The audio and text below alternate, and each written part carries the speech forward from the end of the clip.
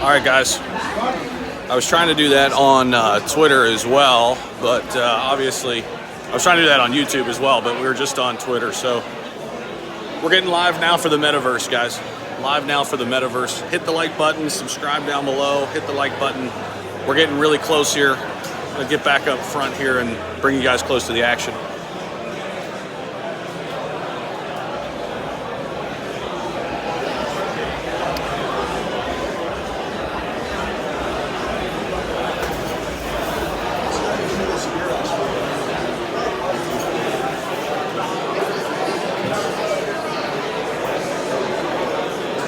That was perfect timing.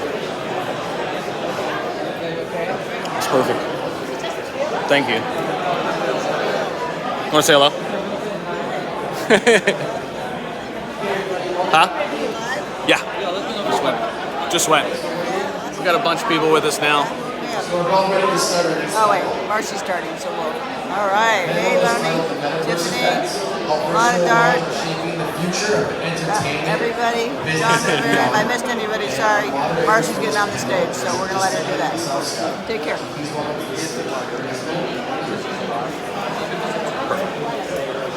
Thanks.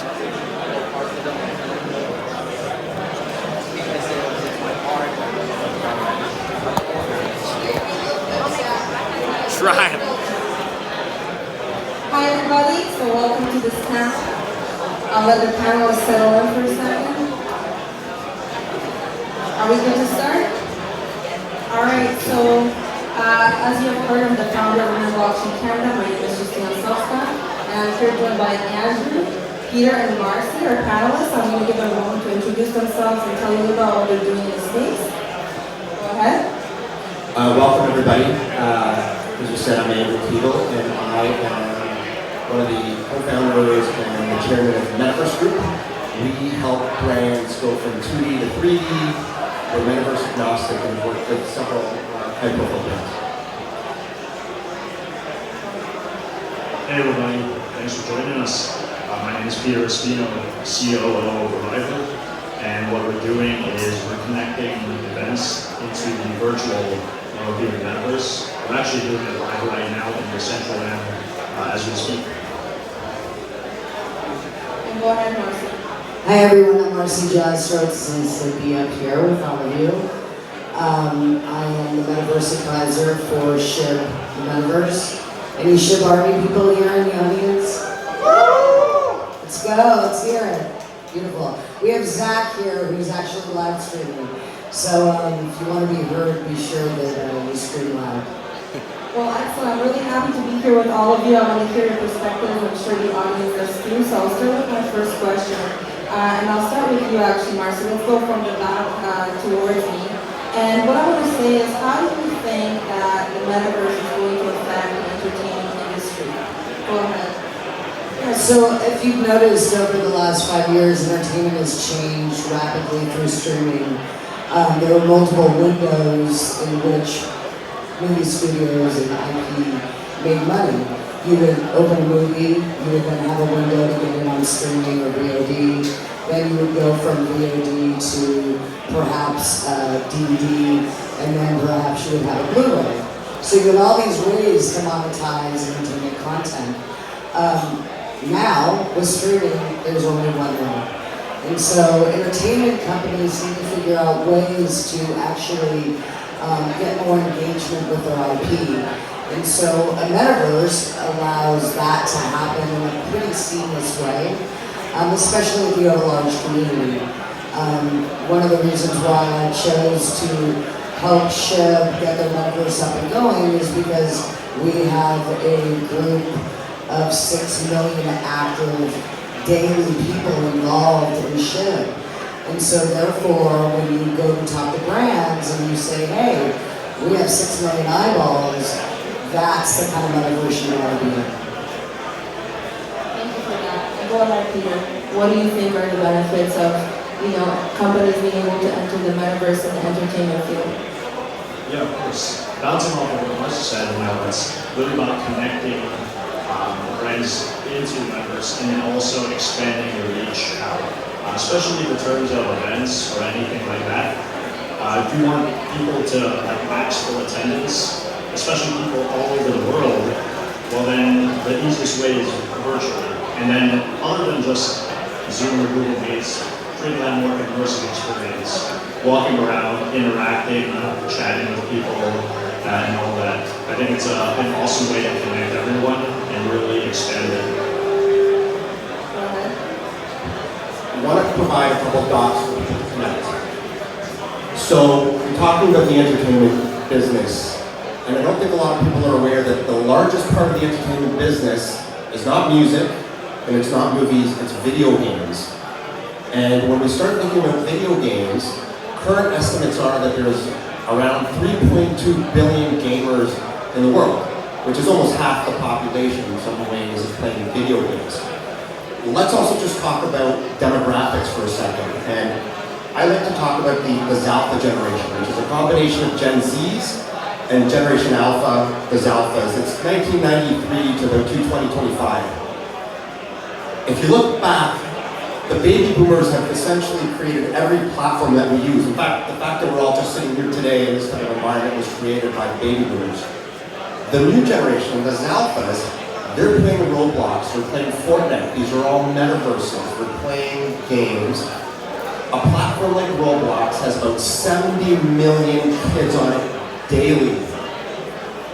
So going back as to how our virtual world is shaping the future of entertainment, if you take the largest segment, video games, you take the largest part of the population, soon to be 50% of the workforce, it's profound. Thank you for that, everybody. And I think I just want to also, we talked about, at the level of business, but I want to know at the level of the artist. What does that mean right now for people who want to enter the metaverse and do things in the metaverse? Could you comment on that? And we'll start this time from you, Andrew, and we'll go towards Marcy. Web3, I think, also has profound impact to the creator, and this can be in a few different ways. Number one, it's the ability to take ownership over your assets. If you look at Instagram or Facebook, you are the product on behalf of these companies, yet you don't get compensated. They're selling your information. Web3 holds the promise of the NFT technology to be able to own your assets. But this is the other really cool part, and then I'll pass it on, which is the part of blockchain that is really profound is that as something moves through the blockchain, as it changes ownership, you can create royalty rights. So Nike, the shoe company, sells virtual shoes, makes more money from secondary sales of their virtual shoes than they do from the primary sales of their virtual shoes, because every time it changes hands, they receive a 5% royalty. That put power back into the hands of the creator. Wonderful. Thank you for that answer. Peter, what do you think? Yeah, that's a really good point. A lot of profit for that for the companies. But if you think about it, Metaverse in a whole is for creativity all around. When you're creating buildings, property, venues, billboards, anything, that's now open the world to anyone that ever wanted to be like an artist of some sort. You can start from there, and the people that have the background can keep going. So I think it opens an avenue for everyone to try their hand out to be an artist and display your creativity and your art to everyone. Okay, so if you were to look at these big, very large visual effects companies that have been building very large movies, you have thousands and thousands of people around the world building visual effects. These entertainment companies are now transitioning into more game engine workflows, which then allows those assets to fall along the chain. What it also does, it allows individuals who have been building these virtual worlds and building virtual assets, and it enables them to sell them and also show them in other things other than IP that they'll never be able to have profit in. What the Metaverse will allow is these open marketplaces, and if you have prop builders or you have game makers, you can template out all of these different ways for you to use your art and for you to build the art. Yeah, I love all the points that the panel has made. I personally also, I agree with them on the fact that we need to, well, Web3 is allowing for people to basically get more power when they're interacting with large corporations and when they're doing business and doing resale, they're able to continuously profit from the work that they've done. I think that's so amazing and what's changing in that industry. But let's go more to the general business industry and inform the audience about how you think it's shifting the dynamics overall currently and what opportunities do you think that exist for businesses working in the space. And I'll start with you, Marcy. Let's go towards my way again. So, I used to be involved with XR, so VR, AR, and MR was a really big piece of my career. And the biggest problem that we had in scaling VR, getting people to, or brands actually, to do anything inside of a VR headset was the cost of it. So now the cost is coming down, headsets are going up, but what we were missing were eyeballs. And if you don't have eyeballs, you can't get a brand to get engaged because you've seen them. And so what I think is it doesn't matter whether you're the guy down the street who might be selling rugs or selling t-shirts. He now has more of a captive audience than he ever had before. And he's not just worrying about people coming inside the storefront on a physical side. He now has millions of other people globally who are now looking at whatever he or she is selling. Thanks for that, Marcy. What about you, Peter? What do you think in terms of even your personal experience being in Web3 and what do you think it's going to do for other businesses that are in the space? Being in Web3, I think it's an awesome thing, right? Your entrepreneurial side can come out because you can innovate, you can create technology, and then you have a platform of ecosystem members that are on the same page. They want to support you, they want to support grow and expand it. Even on the business side though, it's another avenue to reach, right? So you're advertising on socials, now you're advertising via Metaverse. The best part is you can do it in a very creative way. You can do 3D wearables, you can do different graphics, different type of boards and whatnot. It's pretty much limitless. As you can see, the innovations in Web3 and DeFi all around, you're seeing tech pop up all around. And there's a lot of integrations that, things that I never even thought of that are coming out all the time. It's an awesome thing to see. Well, thanks for that. And I know, Andrew, you work with different companies, so I'd love to also get your opinion. What has been your experience and also where do you see yourself going and how things are evolving? So, to provide a bit of a contrast viewpoint, I think the Metaverse is having an identity crisis right now. And I say that because a couple of years ago, when the media hype cycle pumped everything up, when Facebook decided to change its name to Meta, the thought was this is a billion user, multi-trillion dollar opportunity that's going to happen tomorrow. And then it didn't.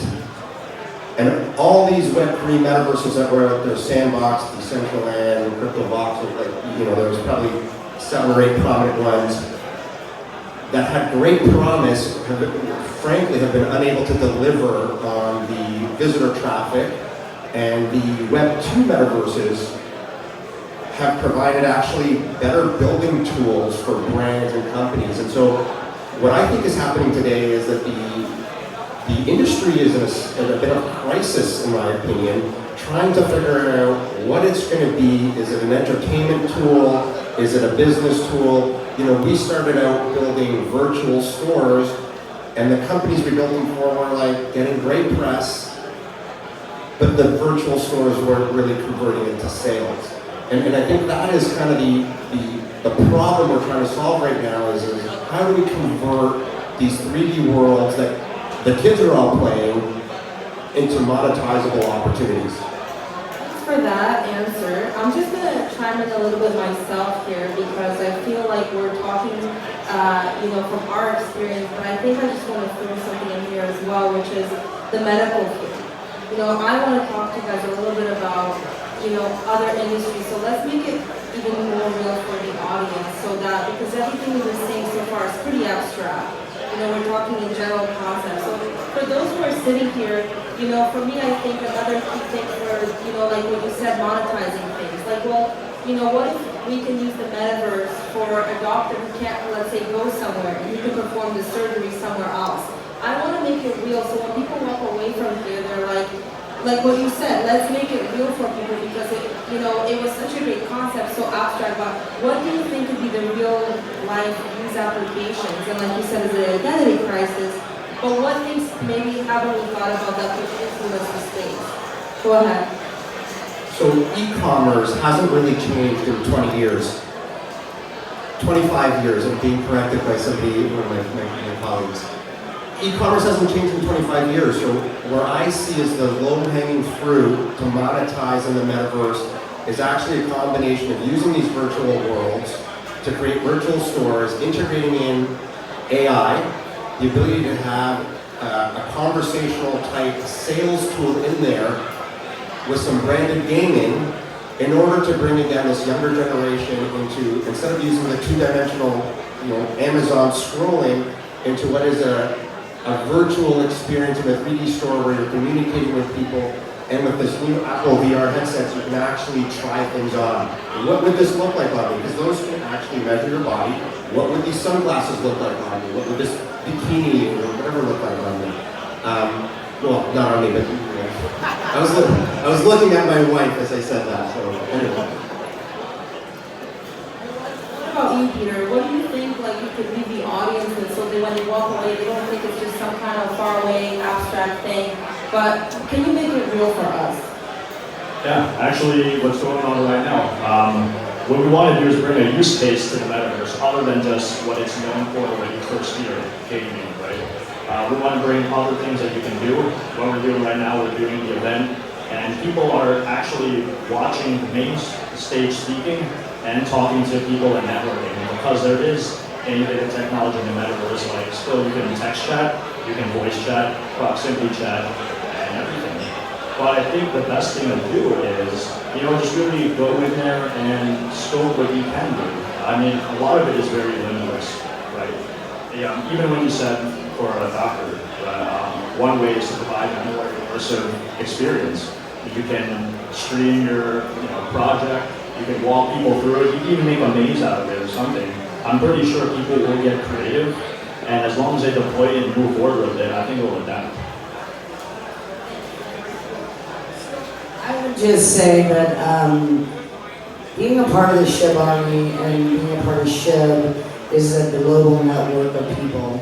And what I realized over the last 6 months in watching people interacting in Discord or people interacting behind these 2D walls, you're never really coming together in a more social, interactive way.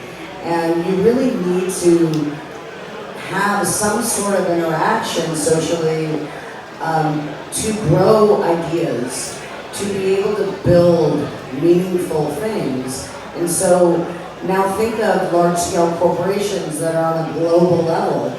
Well, what if you had your retreat inside a metaverse and you were able to actually be with people every single day and have ideas and interchange of ideas? And what may work in one local place may not work in another. And so it's about problem solving as well, and being able to come together and problem solving from people all over the world. Go ahead, Andrew. I wanted to add one more real-world example. Most people in Toronto have had an experience of possibly buying a condo or a house. Our company is building to-scale model homes for builders in the US, where you can go in, walk around a house that is to scale. Where's the bathroom relative to the bedroom, relative to the kitchen, and you can customize it. You can customize the countertop, the backsplash, the brick color. That is a very valuable tool for somebody building something on spec. Lots of applications in real estate. So thanks everybody for that. And I think the last thing that I'll ask is, what does that mean for inclusion? Marcy, I'm going to start with you. I warned you about this question, so I think you're prepared. Yeah, so right now, if you look at Web3, we're looking at about a 70-30 split between male and female. The goal would try to just get to parity at this point. I'm not full feminism, I'll just think we need 50-50.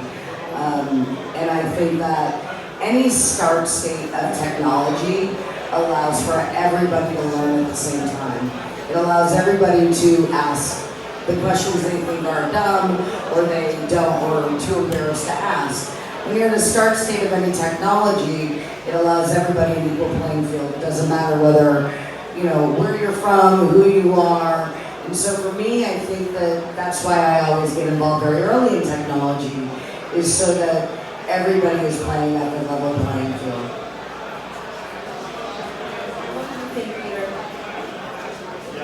When it comes to technology, like what Mark said, it's a level playing field.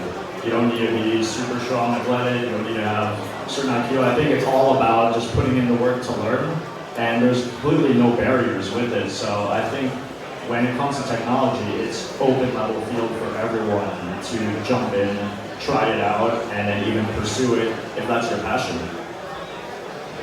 Wonderful. And what about you, Andrew? I think my fellow speakers said it very well. I agree with them. Awesome. Well, thank you everybody for joining us today for this panel. Thank you for the speakers who came out to be here and for all of you who are here. And if you want to interact with everybody, I'm sure the entire panel is posted on the Twitter for Untraceable, and I hope to interact with you soon. Thank you. Yeah, Peter! Yeah, Marcy, let's go! You guys killed it!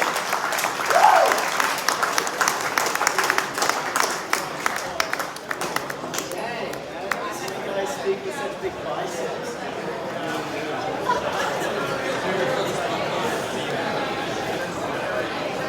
Yeah, you guys, that's what's up. Yeah, still going.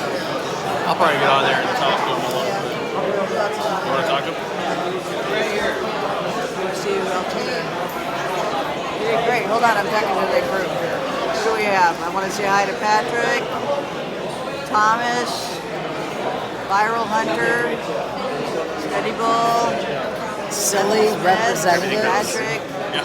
Clowns. Oh, thanks, Hey, Thomas. I appreciate that. Yeah. Hey, Patrick, you're awesome. Strong. Get the clown. There we go.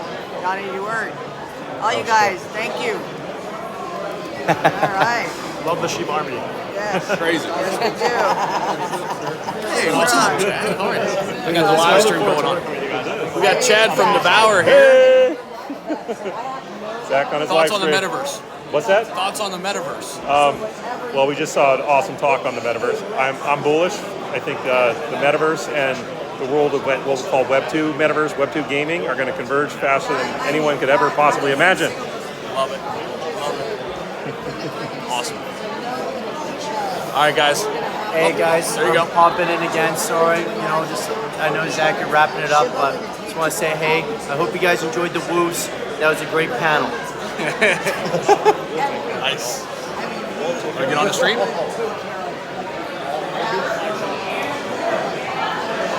What's up, everybody? Gabe Schulman. It was an amazing panel, very insightful for sure. So, anyway, thanks a lot. There we go.